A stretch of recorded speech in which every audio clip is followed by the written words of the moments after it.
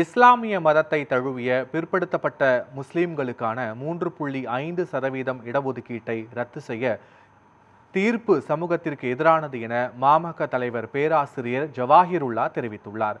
இது தொடர்பாக அவர் பேசியதை தற்போது வீடியோவாக பார்ப்போம்.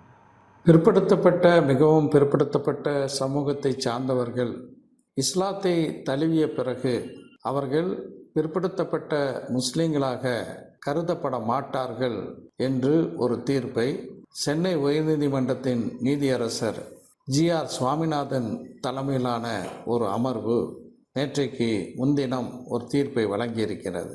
இந்த தீர்ப்பு அரசமைப்பு சட்டத்துக்கு விரோதமான ஒரு தீர்ப்பாகவும் ஏற்கனவே சென்னை உயர்நீதிமன்றத்தினுடைய பல்வேறு நீதியரசர்கள் அடங்கிய அமர்வுகள் வழங்கியிருக்கக்கூடிய தீர்ப்பிற்கு முரணானதாகவும் அமைந்திருக்கின்றது. எனவே தமிழ்நாடு அரசு மறுபரிசீலனை செய்வதற்காக அதிக நீதிபதிகள் கொண்ட ஒரு லார்ஜர் பெஞ்ச் என்று சொல்வார்கள், அதனுடைய அந்த அமர்வில் இந்த தீர்ப்புக்கு எதிராக மேல்முறையீடு செய்ய வேண்டும் என்ற கோரிக்கையை வைக்க விரும்புகின்றேன். இஸ்லாத்தை தழுவக்கூடிய சகோதர சகோதரிகளுக்கும் இந்த இடஒதுக்கீடு சென்றாக வேண்டும்.